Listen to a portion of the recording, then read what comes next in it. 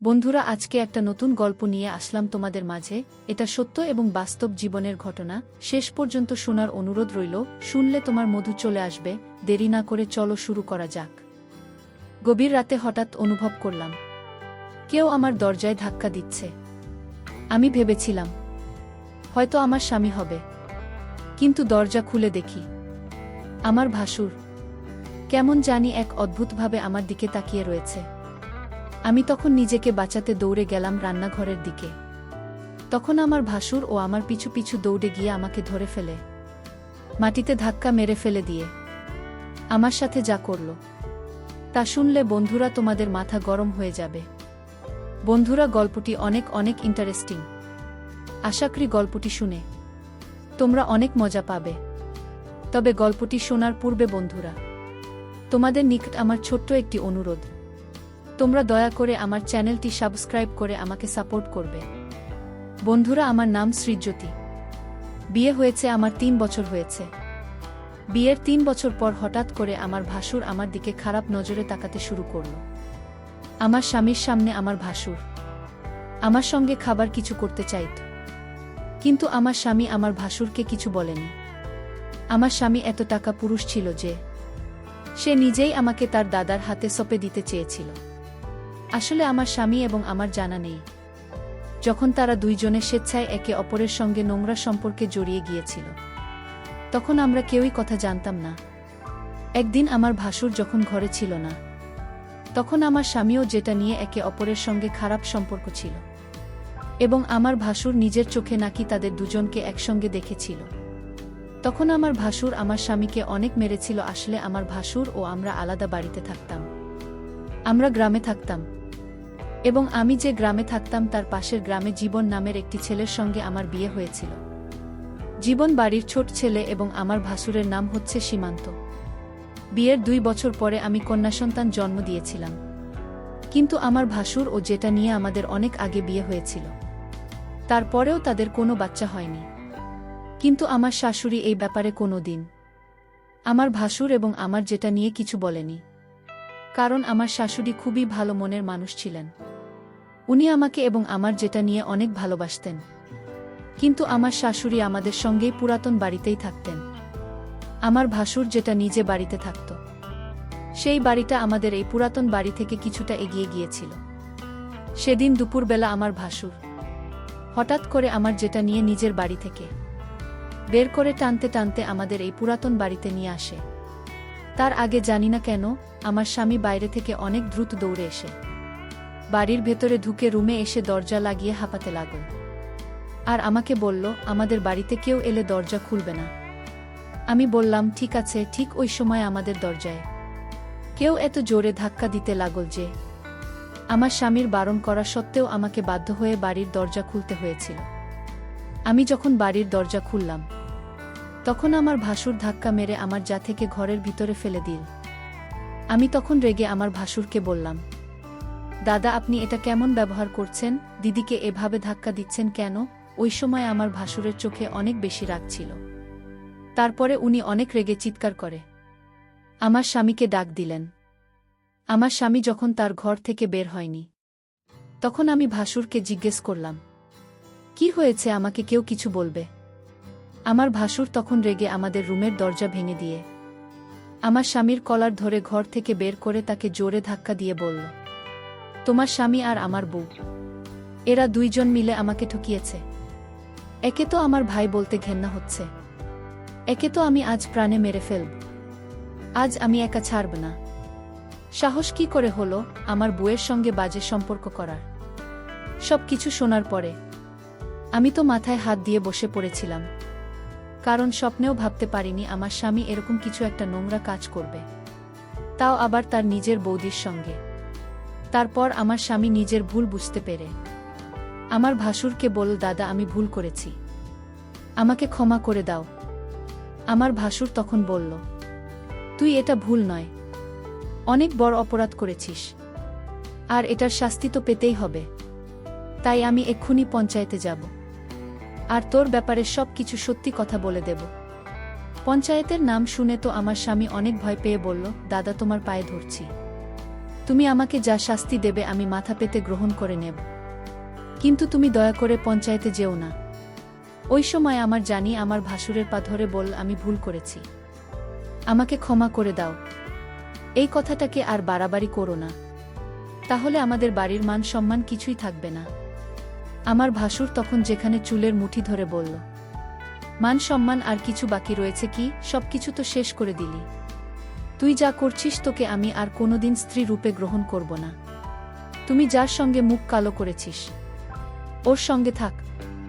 ওই সময় আমার শাশুড়ির ঘরে ঢুকে আমার ভাসুর এবং আমার স্বামীকে জিজ্ঞেস করল, কি হয়েছে, তোরা এভাবে চিৎকার চেঁচামেচি ঝামেলা করছিস কেন? ওদিকে আমার শাশুড়ি আমার মাথায় হাত দিয়ে কাঁদতে দেখে আমার কাছে এসে জিজ্ঞেস করল, বোমা তুমি এভাবে মাথায় হাত দিয়ে কাঁদছে কেন? কেউ তোমাকে কিছু বলেছে? এই বাড়িতে কি চলছে? আমার ভাসুর তখন রেগেমেগে তার মাকে বলল, তোমার ছোট ছেলে আর তোমার বড় বৌমা দুইজন মিলে আমাদের ঠকিয়েছে। আমি নিজের চোখে দুজনকে একসঙ্গে সবকিছু করতে দেখেছি। আমার শাশুড়ি তখন যে টানের কাছে সে বলল, ছি ছি ছি, তুমি এরকম করবে আমি তো কোনোদিন ভাবতেও পারিনি। আজ তোমার জন্য আমার বাড়িতে এত বড় অশান্তি ও ঝামেলা সৃষ্টি হয়েছে। তারপর আমার স্বামী ভাসুরের পা ধরে বলল, দাদা তুমি যা বলবে আমি তাই করব, কিন্তু দয়া করে পঞ্চায়েত যেও না। আমার ভাসুর তখন বলল, তুই যেমন আমার মান সম্মান নষ্ট করছিস, কি কোনোরকম আমিও তোর মান সম্মান নষ্ট করে দেব। যতক্ষণ না আমি নিজের বদলা নেব ততক্ষণ আমি তোকে ছাড়ব না। আর আমার বদলা তখনই পুরো হবে যখন আমি তোর বউয়ের সঙ্গে বাজে সম্পর্ক করতে পারব। তবেই তুমি বুঝতে পারবে কতটা কষ্ট হয়। ভাসুরের মুখ থেকে এই রকম নোংরা কথা শুনে আমি রেগে গিয়ে বললাম, আপনার কি মাথা খারাপ হয়ে গেছে নাকি? এটা কোনো সমস্যার সমাধান নয়, আপনি আরও বেশি সমস্যা তৈরি করছেন। আর আপনি আমার ভাসুর হয়ে এত অশ্লীল কথা কিভাবে বলতে পারলেন? আমার স্বামী তখন আমার কাছে এসে বলল, দাদা যেটা বলছে তোমাকে সেটা করতে হবে, নইলে দাদা যদি পঞ্চায়েতের কাছে চলে যায় তাহলে আমাদের কি দুর্গতি হবে সেটা তুমি খুব ভালোভাবে জান। ওই সময় আমার শাশুড়ি বললেন, চিতর আমার ছেলে, তোদের মতো ছেলে হওয়ার থেকে আমি বন্ধ হওয়াই ভালো ছিল। ভালোই হয়েছে যে তোদের বাবা এই পৃথিবীতে নেই, না হলে তোদের এই কুকর্ম দেখে জান ক্লাস হয়ে যেত। আমি তখন বললাম, যা কিছু হোক না কেন আমি নিজের মান সম্মান নষ্ট করব না, তাতে আমার ভাসুর যা কিছু করুক না কেন, প্রয়োজনে আমি আমার নিজের জীবন ত্যাগ করে ফেলব। কি তাদের ফাঁদে পড়ে আমি মরে গেলেও কোনো অশ্লীল কর্ম করব না। আমার ভাসুর তখন আমার স্বামীর কাছে এসে বলল, তুই নিজের বুকে ভালোভাবে বুঝিয়ে দে, আর তা না হলে আমি কিন্তু এক্ষুনি পঞ্চায়েতের কাছে যাব। আমার স্বামী তখন বলল, তোমাকে আমার দাদার কথা মানতেই হবে। আমি তখন রেগে আমার স্বামীর গালে একটা থাপ্পড় মেরে বললাম, পাপ করেছ তুমি, আর শাস্তি পাব আমি। একটা কোন ধরনের বিধান? আমি মরে গেলেও এ কাজ করব না। তোমার চরিত্রে দাগ আছে, কিন্তু আমি কোনোদিন আমার চরিত্রে দাগ লাগতে দেব না। আর এই জন্য আমাকে যা করতে হয় আমি তাই করব। আর তোমার মতো পুরুষের সঙ্গে আমার সংসার করা আর না করার সমান। তুমি কেমন স্বামী, নিজের স্ত্রীর মান সম্মান অন্য কারো হাতে তুলে দিতে চাইছ? সে ভগবান যেন তোমার মতো স্বামী আর অন্য কোনো মেয়ের কপালে না দেয়। আমি তখন আমার যেটা নিজের কাছে রেগে গিয়ে বললাম, শুধুমাত্র তোমার জন্য আজ আমাদের বাড়িতে এত অশান্তির সৃষ্টি হয়েছে, আর তোমাদের ভুলের জন্য আজ আমার মান সম্মান নিয়ে লোকে খেলতে চাইছে। তোমার এমন কি বাধ্যতা ছিল যার জন্য তুমি এত বড় একটা নোংরা কাজ করলে? আর পুরো দুনিয়াতে তুমি আমার স্বামীকে পেয়েছিলে নিজের চাহিদা পূরণ করার জন্য। জি, তোমাকে আমি যতটা ভালো ভেবেছিলাম তুমি তার চাইতে অনেক বেশি খারাপ। আমার যেটা নিয়ে একটা কোণায় দাঁড়িয়ে চোখের পানি ফেলেছিল।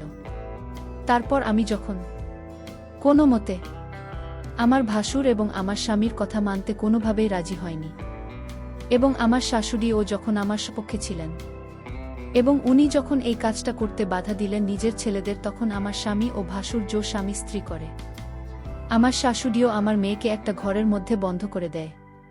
তারপর আমার স্বামী ভাসুরকে বলল, মাকে তো ঘরের মধ্যে বন্ধ করে দিলাম, এবার আমার বউয়ের সঙ্গে তোমার যা করার আছে তুমি করতে পারো।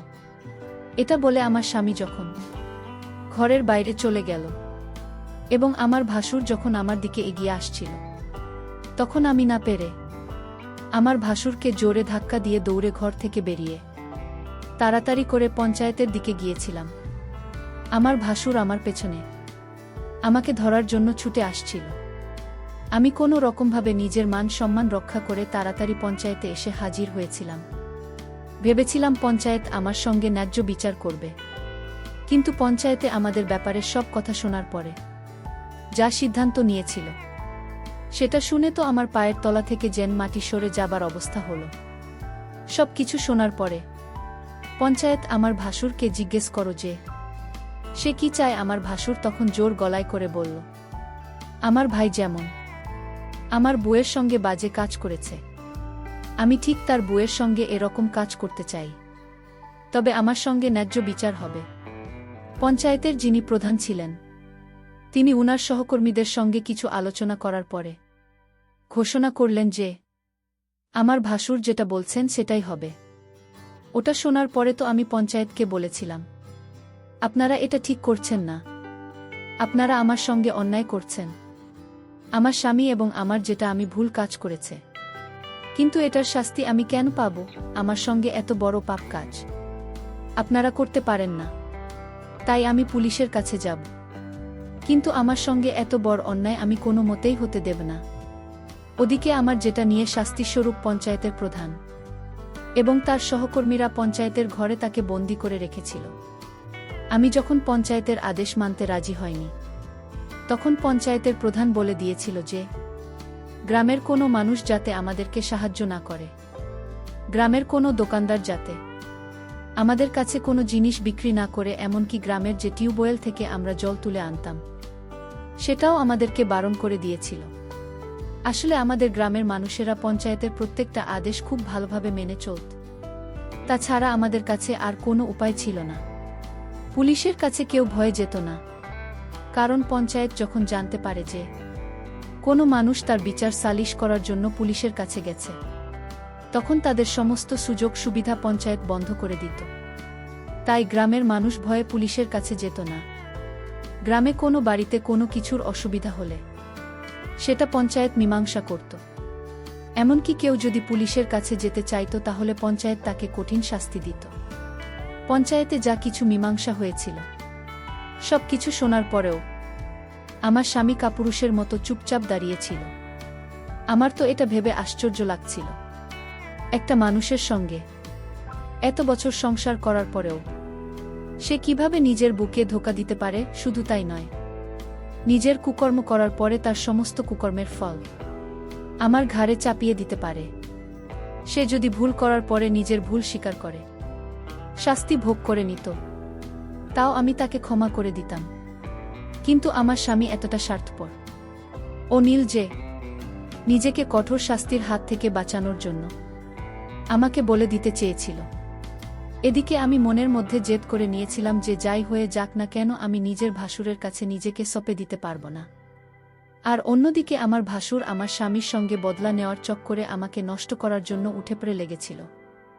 আর পঞ্চায়েতের নির্দেশ অনুযায়ী গ্রামের কেউ আমাদের সাহায্য করতে রাজি হয়নি। গত 2 দিন থেকে আমি, আমার শাশুড়ি ও আমার মেয়ে আমরা না খেয়ে দিন কাটাচ্ছিলাম। আমাদের বাড়ির সমস্ত খাবার শেষ হয়ে গেছিল। আমার শাশুড়ি যখন গ্রামের দোকানে গিয়েছিল চাল ডাল কেনার জন্য, তখন কেউ আমাদের খাবার দেয়নি, কারণ গ্রামের পঞ্চায়েত বলেছিল আমাদের যদি কেউ সাহায্য করে তাহলে আমাদের মতো তাদেরও অসহায় করে ছেড়ে দেবে। ওই ভয়ে কেউ আমাদের সাহায্য করেনি। আমার 4 বছরের ছোট্ট মেয়েটা না খেয়েই দিন কাটিয়েছিল। ওদিকে আমার স্বামী শাশুড়ির ভয়ে আমাদের বাড়ি ফেরেনি। তারপর সেদিন সন্ধ্যাবেলায় আমাদের বাড়ির দরজায় যখন কেউ ডাক দিচ্ছিল, তখন দরজা খুলে দেখলাম আমার স্বামী বাইরে দাঁড়িয়ে আছে। তাকে দেখে তো আমার পুরো শরীর রাগে জ্বলছিল। সে তখন আমার ধরে বলল, দয়া করে তুমি পঞ্চায়েতের কথা মেনে নাও এবং আমার দাদার সঙ্গেই কাজটি করে নাও। মাত্র 1 দিনের তো ব্যাপার, প্লিজ তুমি আমার প্রতি দয়া করো। আর তাহলে আমি মরে যাব। যদি তুমি এই কাজটি করো তাহলে আমাদের সবকিছু ঠিক হয়ে যাবে। আবার সব কিছু আগের মতোই হয়ে যাবে, না হলে আমাদের না খেয়ে মরতে হবে, আবার মেয়েটারও কষ্ট হবে। আমি তখন স্বামীর এখান থেকে নিজেকে ছাড়িয়ে নিয়ে বললাম, খোশামদ আর আমাকে ছোঁয়ার চেষ্টা করবে না। আজ তোমার পাপের ভাগী আমরা সবাই হয়ে গেছি, আর তোমার জন্য আমার মেয়েটা কষ্ট পাচ্ছে। চিফ ঘৃণা হচ্ছে আমার তোমাকে দেখে। আমার স্বামী তখন আমার দিকে আঙুল দেখিয়ে বলল, সব দোষ তোমার। তুমি যদি দাদার পরামর্শ মেনে নিতে, তাহলে আজ এত খারাপ দিন আমাদের দেখতে হতো না। আমি তখন স্বামীকে বললাম, তুমি কি ধরনের স্বামী যে কোনো রকম দ্বিধাবোধ ছাড়াই নিজের স্ত্রীকে নিজের দাদার কাছে বিক্রি করে দিতে চাইছে? প্রত্যেকটা স্বামীর কর্তব্য হচ্ছে তার স্ত্রীর মান সম্মান রক্ষা করা, কিন্তু তুমি এতটা নির্দয় নিষ্ঠুর নীল যে আমার মান সম্মান নিজের হাতে নষ্ট করার জন্য উঠে পড়ে লেগেছে। আমি তোমাকে কোনোদিন ক্ষমা করতে পারবো না। তুমি আমার চোখের সামনে থেকে দূর হয়ে যাও, নইলে আমি ধাক্কা মেরে তোমাকে বাড়ি থেকে বের করে দেব। ওই সময় আমার শাশুড়ি ঘর থেকে বেরিয়ে এসে তার ছেলেকে দেখে অনেক রেগে গিয়ে ভিতর থেকে একটা লাঠি এনে বলল, বেরিয়ে যা এখান থেকে, না হলে লাঠি দিয়ে তাকে মেরে মেরে তোর পিঠের ছাল আমি তুলে নেব। বেরিয়ে যা আমার চোখের সামনে থেকে, আমি তাদের মুখ দেখতে চাই না। ওই কথাটা বলে আমার শাশুড়ি আমার স্বামীকে ঘর থেকে বের করে দিয়ে ভিতর থেকে দরজা লক করে আমাকে ধরে কাঁদতে শুরু করল। আমার শাশুড়ি মা আমার মাথায় হাত বুলিয়ে বলল, আমি যতদিন বেঁচে আছি তোমার সঙ্গে অন্যায় হতে দেব না। আমি তোমার নিজের মা নাও হতে পারি, কিন্তু আমি তোমার শাশুড়ি মা। তোমার জায়গায় যদি আমার মেয়ে হতো, তাহলে আমি তাকে এভাবে রক্ষা করতাম? তুমি আমার নিজের মেয়ে না হলেও তুমি তো অন্য কারো মেয়ে, তাই তুমি একদম চিন্তা করো না। এই বলে আমার শাশুড়ি নিজের হাত থেকে লাঠিটা ফেলে দিয়ে ঘরের ভিতরে চলে গেলেন। আমি তো কিছুই বুঝতে পারছিলাম না যে এবার আমি কি করব। একবারের জন্য আমি ভেবেছিলাম আমার বাবা মায়ের কাছে আমি চলে যাব, কিন্তু আমার বাবা মা তো নিজেরাই খুব অসহায় ছিল। তাদের বয়স হয়েছিল, আমার বাবা মা বৃদ্ধ হওয়ার কারণে কাজ করতে পারত না, এবং আমার দাদা তাদের থাকা ও খাওয়ার দায়িত্ব নিয়েছিল। ওই অবস্থায় আমি যদি বাবা মায়ের বাড়ি চলে যেতাম, তাহলে হয়তো তাদের উপরেই বোঝা হয়ে যেতাম। এই ভেবে আমি বাবা মায়ের কাছে যেতে পারিনি। সেদিন রাতের বেলা আমাদের বাড়িতে কিছু খাবার ছিল না। যে 2টা মুড়ে রাখা ছিল, সেই 2টা মুড়ি জলে ভিজে আমার মেয়েকে খাইয়ে ঘুম পাড়িয়ে দিয়েছিলাম। এদিকে আমার শাশুড়িও আমি সেদিন রাতেও না খেয়েছিলাম। তারপর অর্ধেক রাতে মনে হলো আমাদের দরজায় কেউ জেন বাড়িয়ে দিচ্ছে। তখন মনে হয়েছিল হয়তো আমার স্বামী আবার বাড়ি ফিরে এসেছে। দরজায় শব্দ পেয়ে আমার মেয়েও শাশুড়ি উঠে যাবে, এই কথা ভেবে আমি তাড়াতাড়ি ঘরের দরজা খুলতেই তাকে দেখে ভয়ে আমার শরীর কেঁপে উঠল। কারণ দরজা খুলতেই দেখলাম আমার ভাসুর দাঁড়িয়ে আছে, এবং সে আমাকে দেখে বলল, দেখো তুমি আমার ভাইয়ের বউ, এটা আমি খুব ভালোভাবে জানি, কিন্তু আমার মান সম্মান এবং আমার জীবন নষ্ট করেছে তোমার স্বামী, সেটার বদলা আমরা নেবই। তাই তোমাকে আমার সঙ্গে রাত কাটাতে হবে, নইলে না খেতে পেয়ে আমাদের সবার নাজেহাল অবস্থা হবে, আর তোমার মেয়ে না খেতে পেয়ে মারা যাবে। তাই তুমি যদি তোমার মেয়েকে একটু ভালোবাসো, তাহলে আমার সঙ্গে রাত কাটানোর জন্য রাজি হয়ে যাও, না হলে আমি তোমার সঙ্গে জোজো স্বামী দোস্তি করে সম্পর্ক করতে বাধ্য হয়ে যাব। তারপর আমি ভাসুরকে বললাম, আমার মেয়ের চিন্তা আপনাকে করতে হবে না। আমার মেয়ের জন্য এখনো আমি বেঁচে আছি, নইলে কবেই মরে যেতাম। ভাসুরের কথা শুনে আমি তাড়াতাড়ি রান্নাঘরের দিকে যাচ্ছিলাম, তখন উনিও ছুটতে ছুটতে আমার পেছনে এলেন। আমি বুঝে গিয়েছিলাম উনি যেভাবেই হোক আজকে আমার সাথে খারাপই করেই ছাড়বেন। আমি অনেক চিৎকার চেঁচামেচি করার পরেও কেউ আসছিল না, কারণ গ্রামের সবাই আমাদেরকে বয়কট করেছিল। কারণ আমি পঞ্চায়েতের বিচার মেনে নিয়েছিলাম না, বিধায় গ্রামের সবাই আমাদের প্রতি উল্টা ছিল। তারপর আমি ভাবলাম, যেহেতু আজকে আমি আমার ভাসুরের হাত থেকে কোনোভাবে রক্ষা পাব না, আর এদিকে আমার কারণে আমার মেয়ে, আমার শাশুড়ি সবাই নাকি আছে, সবকিছু চিন্তা করে দেখলাম আমি যদি আমার ভাসুরের সাথে এরকম কাজ করি, তাতে যদি আমার স্বামীর কোনো আপত্তি না থাকে, তাহলে আমি আর কি করব। নিজের ইজ্জত বাঁচানোর জন্য অনেক সংগ্রাম করেছি, অনেক চেষ্টা করেছি, আর পারব না। এখন যা করে ভগবানের করবে। এই সব কিছু চিন্তা করে আমি আমার ভাসুরের সাথে বাজে কাজ করতে রাজি হয়ে যায়। আমার ভাসুর এতটাই শক্তিশালী এবং পাওয়ারফুল ছিল যে মনে হচ্ছিল যেন আমার উপর একটি ঘূর্ণিঝড় বয়ে যাচ্ছিল। আমি আমার ভাসুরকে বললাম, দয়া করে আপনি একটু সহনশীল হন। আমার অনেক কষ্ট হচ্ছে। তারপরেও আমার ভাসুর সাথে সারারাত ইচ্ছামতো এক অদ্ভুত কাজ করেছিল। মনে হয় অনেকটা রাগে আমার সাথে এরকম করেছিল। তারপর আমার ভাসুর শান্ত হয়ে সব কিছু মেনে নিয়েছিল। তারপর আমাদের পরিবারে আবার আগের মতো শান্তি হয়ে উঠেছিল। পরিশেষে আমি তোমাদেরকে বলব, বন্ধুরাও কেউ মরে পাবে, আবার কেউ মরে ধাপে। আমার অতীত একই অবস্থা হয়েছিল আমার স্বামীর পাপের কারণে। এর শাস্তি আমাকে ভোগ করতে হয়েছিল। বন্ধুরা, আমি তোমাদের কি বলবো, হয়তো তোমাদের জীবনেও আমার মতো এরকম ধরনের ঘটনা ঘটতে পারে। তাই আমি তোমাদেরকে বলবো, তোমরা অবশ্যই এই পরিস্থিতিতে সাবধানতা অবলম্বন করার চেষ্টা করবে। বন্ধুরা, আজকে এই পর্যন্তই। আবারও আসব তোমাদের মধ্যে নতুন কোনো ভিডিও নিয়ে। ভিডিওটি যদি তোমাদের ভালো লাগে তাহলে একটি লাইক দাও। প্রতিদিন আমি তোমাদেরকে একটা করে নতুন গল্প উপহার দিব। তাই তোমাদেরকে অনুরোধ করে বলছি, তোমরা যদি এরকম ধরনের ইন্টারেস্টিং গল্প পেতে চাও তাহলে দয়া করে আমার চ্যানেলটি সাবস্ক্রাইব করো। পরিশেষে তোমাদের সকলের সুস্বাস্থ্য কামনা করি। ভিডিওটি দেখার জন্য তোমাদের সকলকে অসংখ্য ধন্যবাদ।